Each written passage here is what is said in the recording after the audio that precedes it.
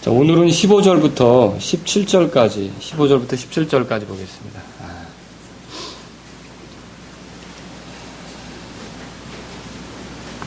읽겠습니다. 제가. 이처럼 그들이 먹은 뒤에 예수님께서 시몬 베드로에게 이르시되 요나의 아들 시몬아 내가 이것들보다 나를 더 사랑하느냐 하시니 그가 그분께 이르되 주여 그러하나이다. 내가 주를 사랑하는 줄 주께서 아시나이다 하매 그분께서 그에게 이르시되 내 어린 양들을 먹이라 하시고 다시 두 번째 그에게 이르시되 요나의 아들 시몬아 내가 나를 사랑하느냐 하시니 그가 그분께 이르되 주여 그러하나이다. 내가 주를 사랑하는 줄 주께서 아시나이다 하매 그분께서 그에게 이르시되 내 양들을 먹이라 하시고 다 같이요. 세 번째 그에게 이르시되 요나의 아들 시몬아 내가 나를 사랑하느냐 하시니 그분께서 자기에게 세 번째 내가 나를 사랑하느냐 하고 말씀하시므로 베드로가 근심하며 그분께 이르되 주여 주께서 모든 것을 아시오매 내가 주를 사랑하는 줄 주께서 아시나이다 하니 예수님께서 그에게 이르시되 내 양들을 먹이라. 아멘. 자, 여기 15절에 나를 더 사랑하느냐, 내가 나를 더 사랑하느냐 찾으셨어요? 물론 중간에 이것들보다 이 말이 있죠. 자, 내가 나를 더 사랑하느냐 찾으셨습니까? 예, 그 다음에 16절에도 내가 나를 사랑하느냐 찾으셨어요? 예, 두 번째 줄에 있죠. 16절 두 번째 줄. 세 번째 절 17절에도 두 번째 줄에 보면 내가 나를 사랑하느냐 찾으셨어요? 예. 그리고 그 바로 밑에도 내가 나를 사랑하느냐 이렇게 나오죠. 오늘 제가 드릴 말씀의 제목은 내가 나를 사랑하느냐라고 하는 것이 되겠습니다. 저는 오늘 여러분들을 갈릴리 바다로 다시 모시고 가려고 합니다. 거기서 있었던 예수님의 그 물음, 예수님의 질문, 거기에 여러분들을 집중시키고자 합니다. 그때 예수님께서 어떤 것을 물으셨냐면 내가 나를 사랑하느냐. 여러분 들리십니까? 내가 나를 사랑하느냐. 그것도 한 번도 아니고 세 번씩이나 그렇게 물으셨습니다. 누구에게 물었습니까? 베드로에게 물었다는 것이죠.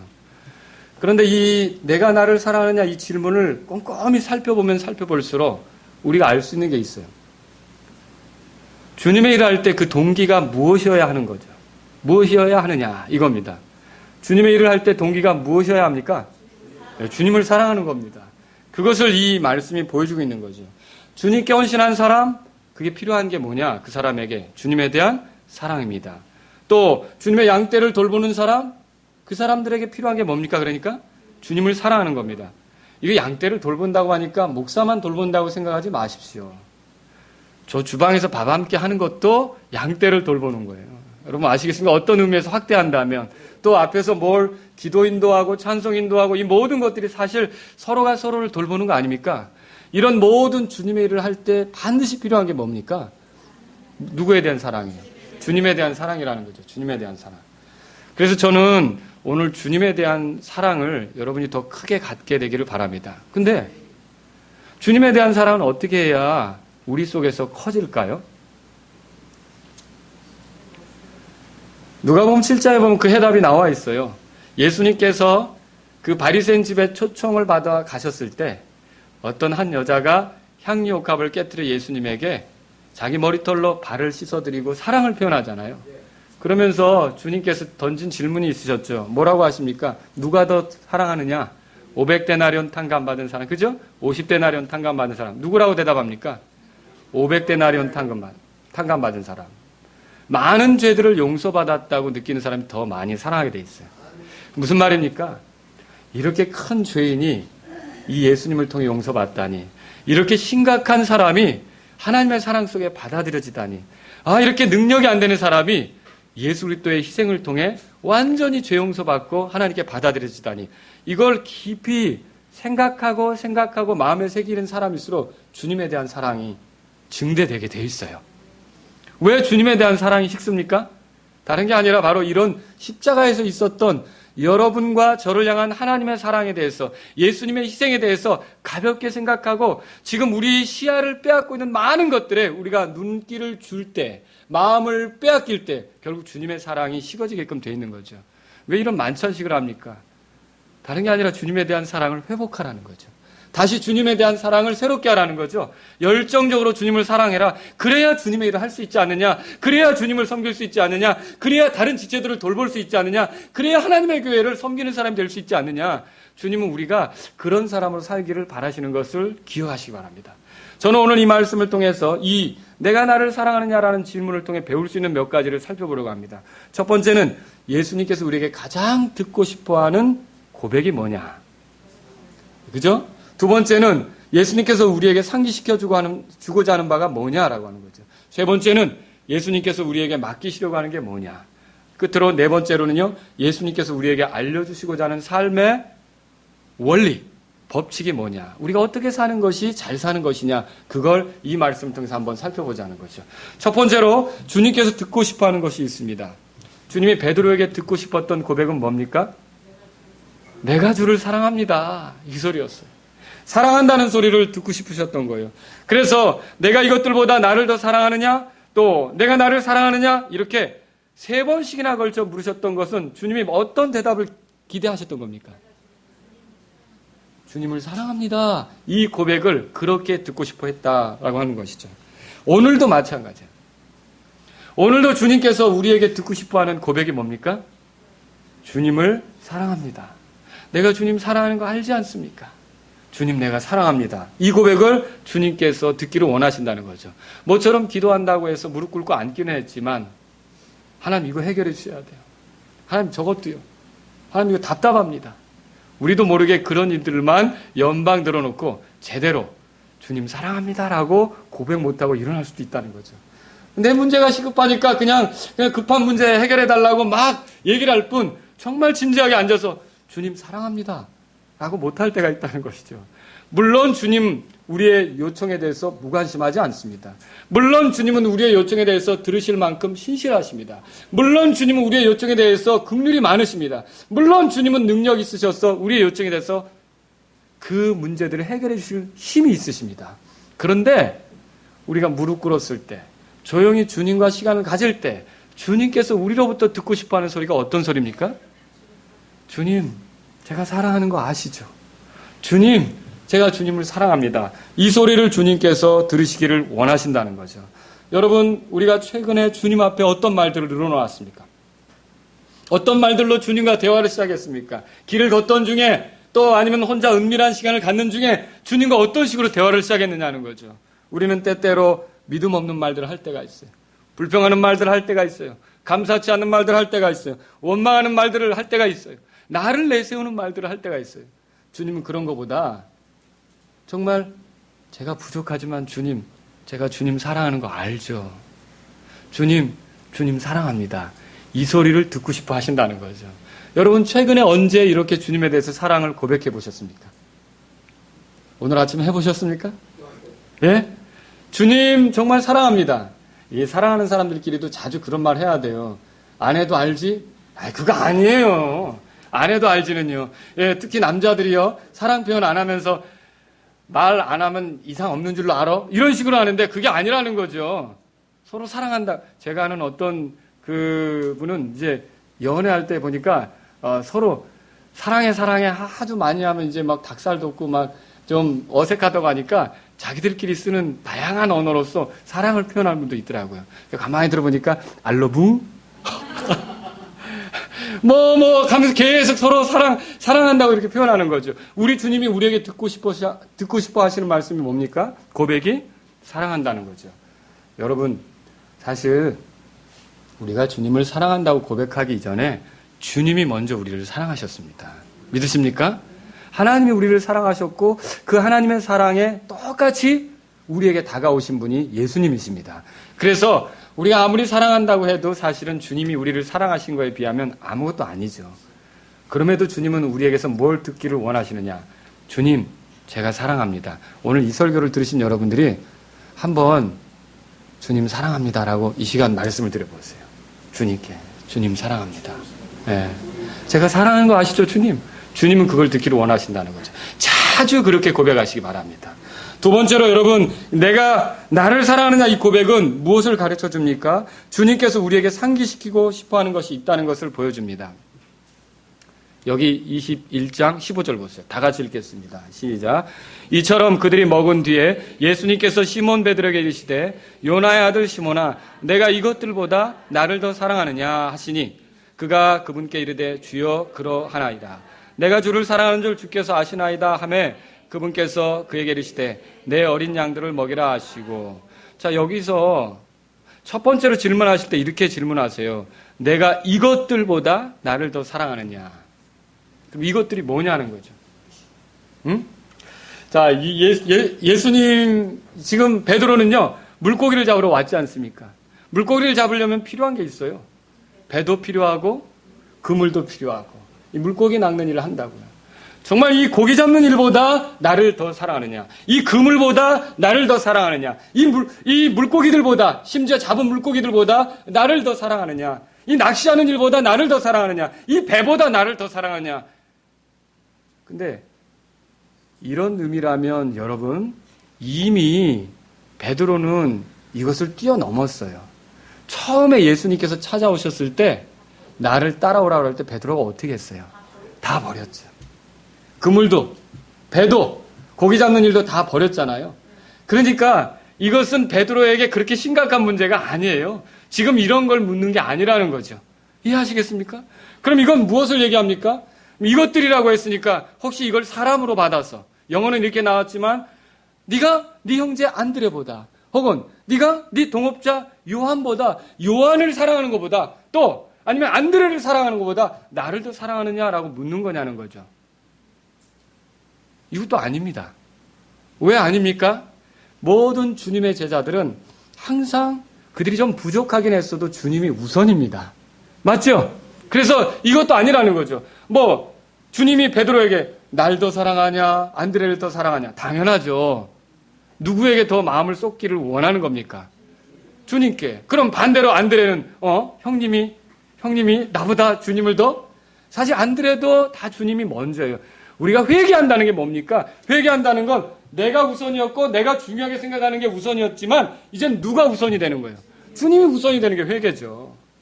그 우선이 될 때, 예수님이 우선이 될 때 내가 그동안 좋아하던 것도 내려놓을 수 있고 내가 그렇게 애착 가졌던 것도 포기할 수 있는 거 아닙니까? 그래서 지금 제자들의 이것들보다 나를 더 사랑하느냐 할 때 다른 사람 사랑하는 것보다 이 형제를 사랑하는 것보다 나를 더 사랑할 수 있겠냐 이 질문이 아니에요. 그럼 이건 뭐냐는 거죠. 여러분이 이 질문을 생각할 때 떠올려야 될 게 있습니다. 3번이나 이 질문을 하셨는데 사실은 베드로가 예수님을 3번 부인한 거 아시죠? 근데 3번 부인하기 전에 베드로가 예수님 앞에서 장담했던 게 있어요. 뭘 장담했습니까? 내가 주를 위해 내 생명을 내놓겠나이다. 요한복음 13장에 써 있어요. 그렇죠? 모두가 실족할지라도 나는 그렇지 아니하리이다. 마가복음 14장에 써 있어요. 모든 사람이 주를 인하여 실족할지라도 나는 결코 실족하지 아니하리이다. 예, 마태복음 26장에 써 있어요. 뭘 여러분이 느낄 수 있습니까? 예, 잘 말씀하셨어요. 다른 게 아니라 영적으로 내가 우월하다는 거죠. 나는 저런 사람처럼 살지 않습니다. 적어도 나는 저런 사람과 같이 행동하지 않습니다. 내가 얼마나 주님 앞에 주님에 대한 사랑을 보일 수 있는데요. 그럼 이게 무슨 뜻입니까? 내가 이 사람들보다 나를 더 사랑하느냐? 그러니까 이것들보다 나를 더 사랑하느냐? 이렇게 묻는 건요. 바로 정말 이 사람들도 나를 사랑한다고 하고 저 사람도 나를 사랑한다고 하는데 네가 정말로 그런 사람들과 비교해서 진짜 그런 사람들보다 월등히 뛰어나게 최고로 나한테 잘할 수 있느냐 그런 뜻이에요. 근데 베드로는 알죠? 자기 자신이 어떤 존재인 걸 알았죠? 정말 그럴 수 있었습니까? 그럴 수 없었어요. 자기 마음은 그러고 싶었다는 거죠. 그런데 그럴 수 있었습니까? 나는 다른 사람들보다 낫습니다. 나는 다른 사람들처럼 살지 않습니다. 나는 항상 올바른 걸 택해서 주님 기쁘게 해드릴 겁니다. 뭐 이렇게 얘기하는 것 같아도 베드로 안에는 어떤 면이 있는 겁니까? 하나님의 긍휼이 아니면 설 수 없는 게 있다는 거죠. 예수 그리스도의 중보가 아니면 설 수 없는 거. 하나님의 놀라운 은혜가 아니면 지탱할 수 없는 거. 자, 이걸 깨닫는 것이 필요하다는 거죠. 주님이 내가 나를 사랑하느냐라는 질문을 통해 우리 모두가 알아야 될 게 뭐냐면 아무리 내가 열심히 하나님을 섬기는 것 같아도 하나님의 은혜가 없으면, 하나님의 긍휼이 없으면, 하나님이 나를 돌보아 주시고 지탱해 주는 힘이 없으면 내가 온전치 못하다는 걸 인정하는 거죠. 이 겸손한 것, 이게 바로 자기를 낮추는 겁니다. 여러분 왜 그렇습니까? 우리에게 죄성이 있지 않습니까? 우리에게 육신이 있지 않습니까? 주님 만나는 그날까지 우리가 가는 동안 진짜 한 번도 안 넘어지겠다. 장담할 수 있으세요? 한 번도 유혹에 안 빠지겠다. 장담할 수 있어요? 물론 그래야 돼요. 그러나 장담할 수 없어요. 장담할 수 없으니까 내 목소리를 높이보다 주님 앞에 엎드려서 도와달라고 호소하는 거 아닙니까? 주님이 이 질문을 통해 우리에게 상기시키려고 하는 게 뭡니까? 다른 게 아니에요. 우리를 낮추시며 주님의 은혜가 아니면 너는 사랑한다고 해도 주님을 온전히 사랑할 수 없다는 그런 겸손한 마음을 갖게 되기를 원하시는 거라는 거죠. 여러분 우리가 주님의 일꾼이 되고 주님의 사역에 동참하고 주님의 양떼를 돌아보고 주님의 교회에서 일을 할 때 가장 필요한 자세가 뭐냐? 바로 이 자세예요. 내가 해야 한다. 나니까 한다. 나밖에 할 수 없다. 이런 생각을 가질수록 다 은혜가 떨어져 나가는 거고 결국 일을 그르칠 수밖에 없는 거죠. 주님이 도와야 됩니다. 주님이 힘줘야 합니다. 주님의 은혜로 해야 합니다. 주님이 긍휼히 여기셔야 합니다. 이런 겸손한 자세로 일할 때 주님의 일을 잘할 수 있는 거예요. 주님은 그래서 내가 나를 사랑하냐라는 질문을 통해 이렇게 우리 자신이 낮아지기를 원하신다는 거죠. 베드로는 리더십을 가지고 있었어요. 베드로가 고기 잡으러 간다니까 다른 제자들도 어떻게 했어요? 다 따라 나섰죠. 리더십이 있는 거예요. 근데 때로는 우리는 이 리더십이 있기 때문에 내가 주님의 일을 할 만하다. 이렇게 생각할 수도 있다는 거죠. 어떤 청년은 재능이 있고요. 언변이 있고요. 또 뭐 성경 좀 봤기 때문에 잘 알아요. 그래서 내가 주님의 일을 할 만하다. 이렇게 생각할 수 있다는 거죠. 근데 주님은 지금 그걸 원하는 게 아니라는 거예요.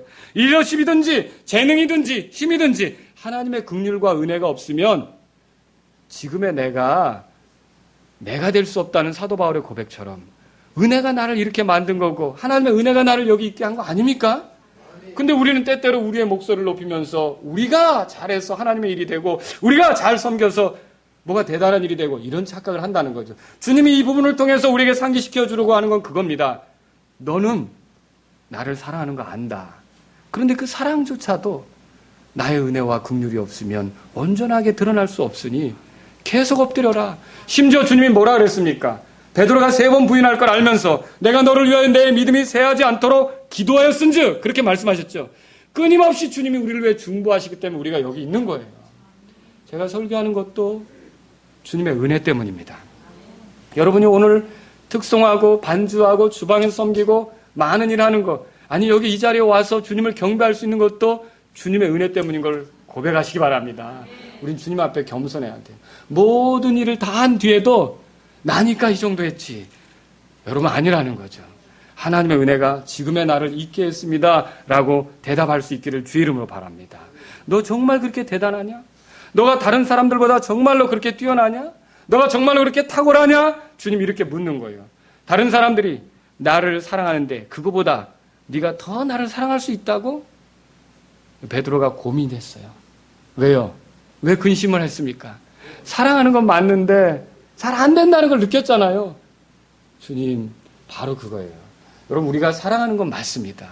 그러나 우리의 사랑이 정상적으로 이렇게 드러나기 위해선 주님의 중보가 있어야 되고 주님의 긍휼하심, 주님의 은혜가 있어야 함을 믿으시기 바랍니다. 왜 이런 자세가 필요합니까? 하나님의 일을 하려면 바로 이 자세가 있어야 돼요. 자기 힘으로 할 수 있는 사람 아무도 없습니다. 겸손하게 주를 구하는 사람들이 사역을 맡을 수가 있는 거죠. 그래서 이 질문을 던지는 거예요. 세 번째로 여러분 우리가 생각해 볼 게 있어요. 주님께서 이 내가 나를 사랑하냐라는 질문을 통해 뭘 알려주시냐면 맡기고 싶은 게 있다는 거죠. 맡기고 싶어 하는 것을 보여주십니다. 주님은 주님을 사랑하는 그런 주님의 제자들에게 뭘 맡기고 싶어 하냐면 자신의 소중한 것을 맡기고 싶어 해요. 여러분 주님께서 소중히 여기는 게 뭡니까? 양이에요, 양. 양. 아니 또 왜 갑자기 양이야? 뭐 목축업을 하라는 건가? 직업을 다 바꾸라는 건가? 여러분 요한복음 10장에 보면 내 양은 내 음성을 들으며 나를 따르느니라. 그럼 양은 누구를 말하는 거예요? 그리스도인 말하는 거예요. 주님을 믿고 따르는 사람이 양이라는 거죠. 그리고 이걸 잘 알았기 때문에 사도 바울은 사도행전 20장 28절에서 뭐라 그랬냐면 하나님의 양 때 그렇게 말하면서 그게 곧 교회라고 표현했어요. 그럼 뭐예요? 양떼를 맡긴다는 게, 양을 돌보라고 하는 게, 양을 먹이라고 하는 게 지금 무슨 얘기하는 겁니까? 교회를 섬기라는 거죠. 그러면 여기서 우리가 알 수 있는 게 있어요. 지금 주님에게 가장 필요한, 가장 중요한 게 뭡니까? 교회죠. 근데 그 교회를 돌보는 데 있어서 누구에게 이 교회를 돌보도록 맡기고 싶은 겁니까? 주님을 사랑하는 사람. 여러분 아시겠습니까? 누가 교회를 돌봐야 되는 겁니까? 주님을 사랑하는 사람이에요. 여러분, 주님은 자신의 양무리를 맡기면서 개척자금 있냐? 묻지 않았습니다. 주님은 자신의 양무리를 맡기면서 신학교 졸업장 있어? 이거 묻지 않았습니다. 주님은 자신의 양무리를 맡기면서 언변 좀 있어? 말 어두나면 안 되는데. 여러분, 그 D.L. 무디가 언변이 얼마나 어눌했는지 한 번의 설교를 가지고 누가 연구를 했어요. 몇 번이나 조사를 잘못 쓰나. 그러니까 한 설교에 200번이나 조사를 잘못 쓴 경우가 나와요. 그럼 얼마나 말을 어눌하게 하는 겁니까? 예를 들면 아버지가 집에 오신다를 아버지를 집에 오신다. 이런 식으로 쓰는 거죠. 영어식으로. 그런데도 하나님께서 쓰신 거 아닙니까? 여러분 알고 계시잖아요. 주님은 이런 그 일을 맡기시면서 운전면허증 있어? 이거 따졌어요? 아니라는 거죠. 뭐 물어보셔요? 내가 나를 사랑하느냐? 주님이 듣고 싶어하는 소리는 뭡니까? 주님을 사랑한다는 거예요. 주님을 사랑하는 사람은 주님의 심정으로 일을 할 수 있기 때문에 그래요. 내 양을 먹이라, 내 양을 치라 이렇게 할 때 주님을 사랑하는 심정으로 주님의 양떼를 돌볼 수 있기 때문에 주님께 소중한 거라면 내가 주님을 사랑하는데 나에게도 소중하죠. 이런 심정으로 할 거 아닙니까? 그래서 주님을 사랑하는지를 물으신다라고 하는 거죠. 여기 내 어린 양들, 내 양들이란 말에 여러분 주목하십시오. 여기서 우리가 몇 가지 중요한 것들을 배우게 되는데 내 양이라고 그랬어요. 베드로의 양입니까? 주님의 양이에요. 여러분 배워야 될 첫 번째 게 뭐냐면요. 모든 성도는 주님의 양입니다. 목사가 양들의 주인이 아니란 말이죠. 다만 주님께로부터 위임받은 거죠. 이것은 어떤 교회 목사도 그 양들의 주인이 아니란 말이죠. 누가 양들의 주인입니까? 구원자이신 예수님께서 양들의 주인이셔요. 저와 여러분의 주인은 누구예요? 예수님이에요. 예수님. 또 배울 수 있는 게 뭡니까? 모든 성도는 혼자서 살아갈 수 없다는 거죠. 그래서 양들이에요. 양무리를 이루는 거예요. 주님은 그때요 양들이라는 표현을 썼어요. 양무리에 들지 않고는 안전할 수 없습니다. 혼자 떠돌아다니는 양은요 사나운 짐승의 표적이 되기가 딱 좋습니다. 여러분들이 그렇게 영적으로 사악한 세력들에게 짓밟히지 않으려면 정상적인 교회 생활을 해야 되는 것, 양무리 속에 속해서 신앙생활을 해야 되는 것을 믿으시기 바랍니다. 우리가 교회를 찾기 위해 몇 개월 동안 여기도 가보고 저기도 가보고 할 수 있으나 몇 년째 교회도 안 다니면서 인터넷으로만 설교 듣고 몇 년째 신앙생활하면서 다른 지체들과 교제하지도 않으면서 그냥 헌금 생활도 없고 다른 지체 섬기는 것도 없고 같이 전도해서 인도할 교회도 없고 그냥 말씀만 들으면서 자기 귀만 이렇게 크게 만드는 게 그게 주님의 뜻이냐는 거죠. 그 주님의 뜻 아닙니다. 정말로 성도라면 주님의 양떼에 속해야 되는 겁니다. 그리고 그걸 하나님께서 주신 기회로 알아야 돼요. 아멘. 왜 그렇습니까? 고린도전서 한번 찾아보세요. 고린도전서 12장입니다. 고린도전서 12장 거기 보면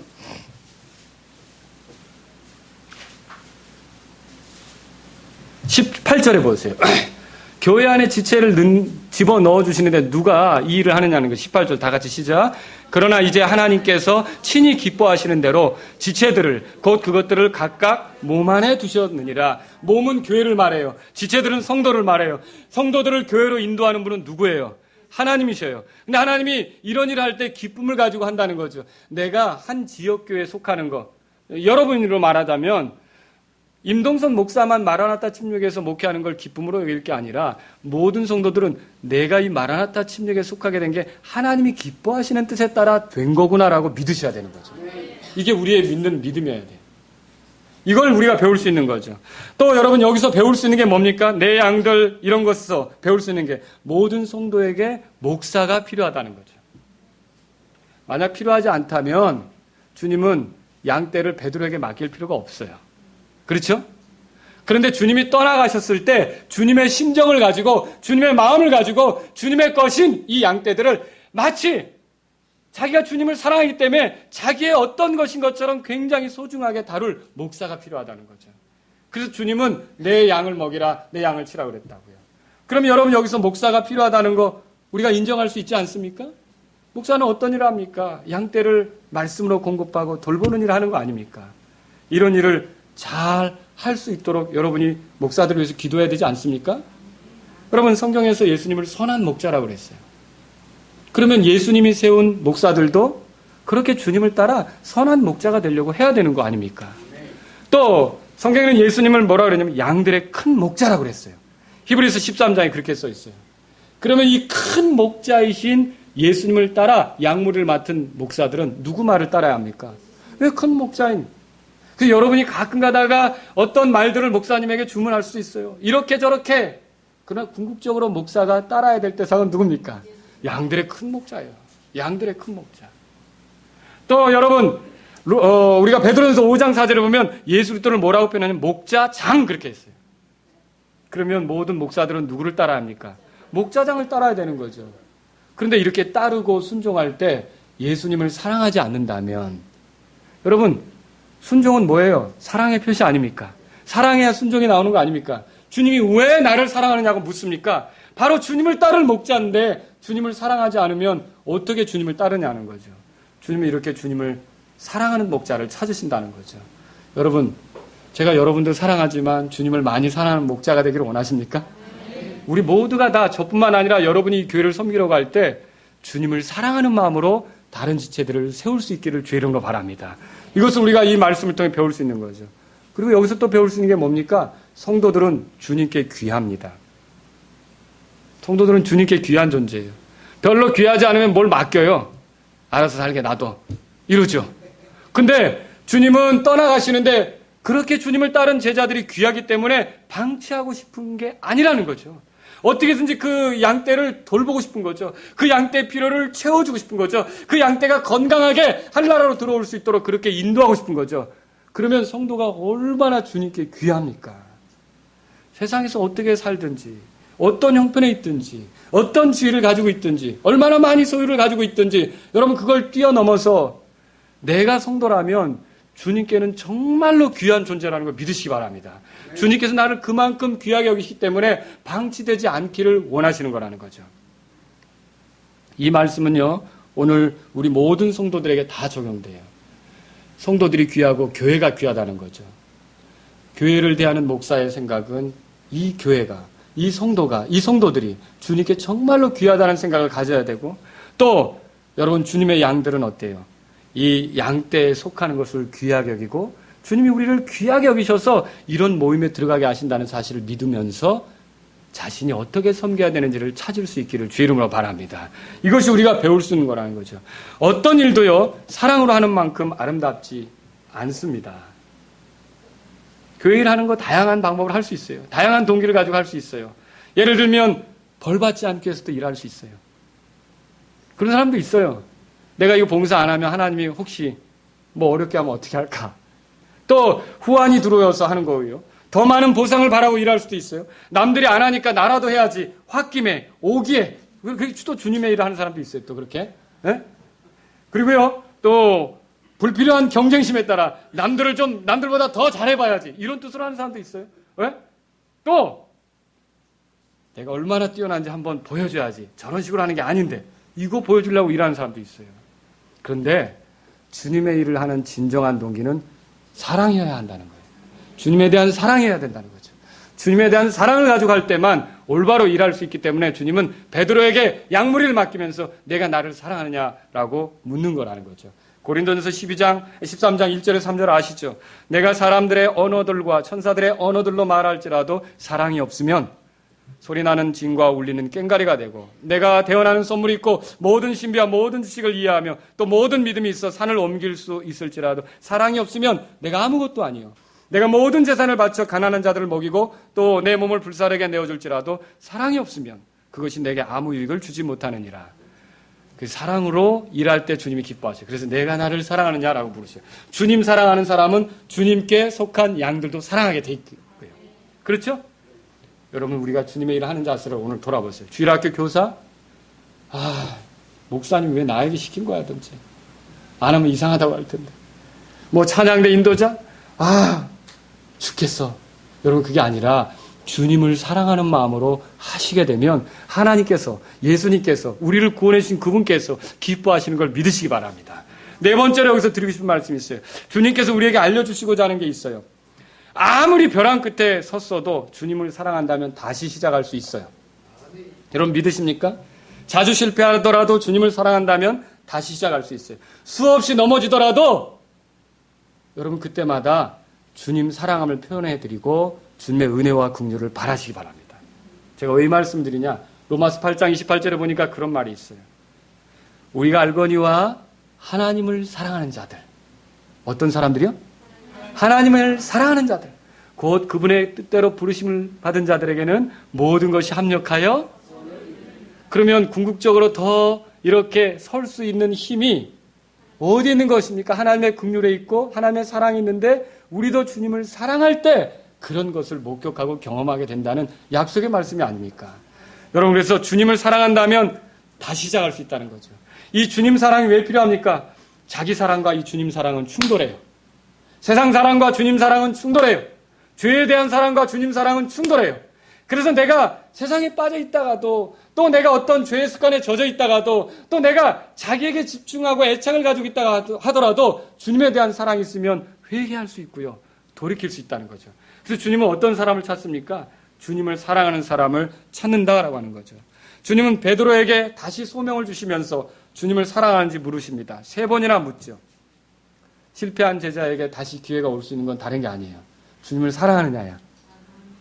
여러분, 고린도전서 16장 20절에 이렇게 써 있어요. 어떤 사람이 주 예수 그리스도를 사랑하지 아니하면 그는 주께서 임하심으로 저주를 받을지어다. 여러분, 주님을 사랑할 때 주님 만나는 것도 즐거운 일이 되는 거예요. 그렇지 않습니까? 그 주님을 사랑함으로 움직일 때 주님 만나는 게 기쁜 일이 된다는 거죠. 하루에도 수없이 넘어지는 저와 여러분들이 다시 주님을 섬길 수 있는 건 뭡니까? 주님의 은혜가 있고 주님이 다시 우리에게 물으시잖아요. 너 날 사랑하느냐? 그럼 우리가 뭐라고 대답해야 합니까? 사랑하는 거 아시잖아요. 예, 거기서 시작이 된다는 거죠. 거기서 다시 시작이 된다는 거죠. 제가 한 번은 용산 침례교회인가 이렇게 가는데 마포대교를 건너가게 됐어요. 근데 이렇게 가는데 보니까 마포대교에 이렇게 그 건너가는데 그거 뭐라고 이렇게 써 있더라고요. 난간에. 그래서 희한한 걸 봤어요. 아, 이게 저게 뭐지? 그래 나중에 알고 보니까 그 마포대교가 한강 다리 중에 자살률 1위예요. 아, 왜 그 뛰어내려도 꼭 거기서 많이들 뛰어내리시는지. 그 마포대교가 사람이 뛰어내리는데 1위래요. 1위. 그래서 거기다가는 이렇게 생명의 다리라고 해서 문구를 써놨어요. 그래서 제가 막 빨리 지나가니까 그 문구를 못 읽어본 거죠. 이렇게 기억을 제대로 못하는 거죠. 많은 말들이 있었어요. 그래서 나중에 찾아봤어요. 거기에 이런 게 써 있어요. 당신이 주연인 당신의 영화도 멋진 해피엔딩으로 끝나기를. 아무한테도 말 못하고 혼자서 꾹꾹 담아온 얘기 시원하게 한번 얘기해 보세요. 그럴 때 있잖아요. 모르는 사람, 지나가는 사람 아무나 붙잡고 막 하소연. 지금 한번 해봐요. 오늘 하루 어땠어요? 별일 없었어? 말 안 해도 알아. 많이 힘들었지? 인생엔 정답이란 없습니다. 또 이런 말도 있어요. 긴 다리를 건너면 겨울이 지나든 새봄이 당신을 기다리고 있지요. 힘든 일을 모두 그냥 생각해보면 어떨까요? 이런 게 있어요. 거기 막 이런 그런 내용들이 쭉 써 있는 거예요. 다리를 지나가는데. 근데 여러분, 왜 그 다리에 설까요? 사람들이? 이제는 안 돼. 나 같은 게 무슨 소망이 있어. 그런 사람이 결국 그 다리에 쓰잖아요. 똑같아요. 그리스도인들도 때때로 내가 무슨 주님을 섬겨. 내가 어떻게 주님을 섬겨. 나 같은 사람이 어떻게 하나님의 영광을 위해 살아. 말도 안 돼. 유치해. 구원받았다고? 너무 웃겨. 정말 내가 이렇게 살 수 없지. 아, 여러분 그러면서 주님을 섬기는 것에 대해서 내려놓고 포기하려는 생각이 들고 끝내려는 생각이 들 수도 있다는 거죠. 그때 그 난간에 무엇이 써 있을까요? 예, 여기 뭐 지금 한번 해봐요. 오늘 하루 어땠어요? 별일 없었어요? 말 안 해도 안 와. 그 마포대교는 이런 게 써 있었지만 우리가 궁극적으로 벼랑 끝에 섰을 때 주님은 그 다리에 무엇을 적어 놓으시냐면 내가 날 사랑하느냐를 적어 놓으세요. 그리고 내가 그걸 읽으면서 주님, 내가 주님 사랑하는 거 알잖아요. 주님, 내가 주님 사랑합니다. 그러면 주님께서 놀랍게 거기서 끝내지 말고 주님의 성도들을 돌아보는 일로 다시 시작하라고 용기를 주신다는 거죠. 여러분, 우리 주님께서 우리가 그대로 끝나는 것을 원치 않으신다는 것, 포기하는 거, 이제 실패했다고 넘어졌다고 포기하는 걸 원치 않는 것, 여러분 믿으시기 바랍니다. 주님은 그런 사랑으로 우리에게 다가오셔요. 그러면 여러분, 우리는 어떻게 주님 사랑합니다라는 고백을 할까요? 때로는요, 이 고백이 안 나올 때도 있어요. 왜냐하면요, 내가 너무 가증스럽거든요. 내가 주님을 사랑하는 건 맞는데 차마 이게 말이 안 떨어지는 거예요. 그런 경험 있으세요? 슬쩍슬쩍 끄떡끄떡거리시는 분도 있는데, 내가 구원받았고 죄 용서받았고 예수님 피로 모든 죄들을 사함받았고 천국에 갈 수 있는 확신도 얻었고 다 좋아요. 그런데 내 사는 꼴을 보니까 이게 아닌데 주님 사랑한다는 말을 감히 못하겠는 거예요. 그래도 양심은 있어가지고. 그죠? 막 그렇게 힘들 때 그럼에도 불구하고 어떻게 주님을 사랑한다는 말을 할 수 있느냐는 거죠. 또 마음으로부터 주님을 사랑한다는 걸 표현할 수 있느냐는 거죠. 여러분, 아까 누가복음 7장 얘기했죠? 바리새인의 집에 예수님이 찾아갔을 때 한 여자가 와서 향유값을 깨뜨려 그 향유를 예수님의 발에 쏟아붓고 자기 머리털로 닦았잖아요. 그런데 그 지켜보던 바리새인이 뭐라 했어요? 아니, 죄인인 여자가 만지는데 가만두나? 그때 예수님이 다 속을 깨뚫고 뭐라 그랬어요? 시몬아, 내가 한 얘기 하자. 정말로 500데나리온 빚진 자가 있고 50데나리온 빚진 자가 있는데 둘 다 그 빚을 탕감해줄 능력이 없었을 때, 그 빚을 갚을 능력이 없었을 때, 그 빚을 준 사람이 둘 다 탕감해 준다면 누가 더 그 탕감해 준 사람을 사랑하겠느냐? 대답은 잘했죠. 많이 탕감받은 사람이라고 그랬죠. 여러분, 그렇습니다. 그 사람이 탕감받은 게 많기 때문에 사랑한다는 거죠. 그래서 누가복음 7장 47절에 이렇게 써 있어요. 이러므로 내가 너에게 이르노니 그녀의 많은 죄들이 용서되었느니라. 이는 그녀가 많이 사랑하였기 때문이니라. 그러나 작은 것을 용서받은 자 곧 그는 적게 사랑하느니라. 이렇게 말씀하셨어요. 그럼 여러분이 주님을 사랑하는 걸 마음으로부터 표현하려면 어떻게 해야 되겠습니까? 다른 게 아니에요. 죄 많은 나, 지옥에 갈 수밖에 없었던 나, 영원한 형벌에 떨어질 수밖에 없었던 나를 위해 자기 목숨을 내주시기 위해 십자가에 오르셨던 예수님. 거기서 자기 자신이 찢기시면서 내 죄값을 지불하시고 내 죄를 자기에게 얹어 나를 대신해서 고통당하시고 자신의 일을 내가 믿을 때 나에게 넘겨주셔서 하나님 앞에 의롭다함을 얻게 하시는 그 놀라운 예수님의 사랑을 생각하면 여러분과 저는 사랑합니다라고 말하지 않을 수 없게 된다는 거죠. 여러분이 낙심이 되고 어려울 때마다, 영적으로 침체되고 바닥을 길 때마다, 주님의 뜻대로 살고 싶은데 잘 안 될 때마다 우리가 그때 생각해야 될 것은 뭡니까? 오늘도 만찬하면서 보여드렸죠? 여러분, 주님께서는 의심했던 제자 도마에게 찾아오셔서 뭘 보여주셨어요? 내 찢긴 손과 내 찢긴 옆구리를 보라고 그랬잖아요. 주님이 제자들을 회복시키는데 보여주는 것은 주님이 고난받으신 자리라는 거죠. 십자가에 있었던 자리라는 거죠. 저와 여러분들이 주님 앞에 사랑을 계속적으로 표현하길 원한다면 죄 많은 나를 향한 주님의 사랑을 되새겨 보시고 나를 위해 찢기셨던 주님에 대해서 깊이 고마움을 느껴보신다면 여러분은 주님을 사랑한다고 말할 수 있게 되고 마음으로부터도 그렇게 된다는 것을 기억하시기 바랍니다. 오늘 말씀을 정리합니다. 내가 날 사랑하느냐는 이 질문은 우리 주님께서 가장 듣고 싶어하는 대답을 요구하는 질문입니다. 우리가 얼마나 주님을 사랑한다고 고백해 왔습니까? 가장 최근 여러분이 주님을 사랑한다고 고백했던 적이 언제입니까? 맨날 달라고만 하고 해결해 달라고만 하고 미치겠다고만 하고 정말 아주 그게 아니라 주님 사랑합니다를 고백해 본 적이 언제냐는 거죠. 우리 주님은 이 고백을 듣기를 원하십니다. 내가 날 사랑하느냐는 이 질문은요, 우리가 얼마나 약한 존재인지를 돌아보게 하는 질문이죠. 겸손하라는 말입니다. 내 자랑하지 말라는 말입니다. 자신만 잘났다고 떠들지 말라는 말입니다. 하나님 긍휼 없이 너는 안 되는 존재다. 너 자신을 낮추고 겸손한 자세로 은혜를 구하라. 그런 의미로 하는 거 아닙니까? 내가 나를 사랑하느냐는 이 질문 앞에 겸손하게 주님 사랑합니다. 지금까지도 주님의 은혜로 여기까지 왔고 앞으로도 내가 이것저것 한다면 다 주님의 은혜로 하는 것입니다. 주님이 필요합니다. 주님을 사랑합니다. 이렇게 고백하시지 않겠습니까? 또 여러분, 내가 사랑하냐는 이 질문은요, 가장 소중한 것을 맡기기 위해서 하시는 질문입니다. 예수님께서 가장 소중히 여기시는 게 뭐라고요? 성도들입니다. 교회는 뭐예요? 건물이 아니라 그랬죠. 옛날 사람들이 맞아요. 건물은 예배당이죠. 이 다음에 주님이 오시면 교회를 취하신다고 하는데 건물을 취하셔요? 성도들을 취하셔요? 성도들을 취하시죠. 여러분과 제가 중요한 거예요. 여러분과 제가 서로 섬김이 되도록 하기 위해 주님은 우리에게 질문하십니다. 내가 날 사랑하느냐? 정말로 주님을 잘 사랑하면, 주님을 마음으로부터 사랑하면 주님께 소중히 여기시는 교회도 잘 돌아보게 되어 있다라고 하는 것이죠. 주님께는 구원받은 성도들보다 소중한 게 이 세상에 없어요. 자신이 사랑하는 이 성도들이 똑같이 자신을 사랑해서 또 자신이 사랑하는 그 교회들을 돌보게 하는, 교회를 돌보게 하는 그 주님의 계획을 여러분이 알 때 주님 사랑하는 마음으로 섬길 수 있기를 주의 이름으로 바랍니다. 또 내가 나를 사랑하는 이 질문은요, 다시 기회를 주시고자 하는 주님의 마음을 보여줍니다. 여러분이 실패했을 때, 넘어졌을 때 좌절하고 낙심하고 우울하게 있는 것이 아니라 바로 주님은 다시 기회를 주실 수 있다는 것을 보여주고 있는 거죠. 어떻게 우리는 기회를 얻습니까?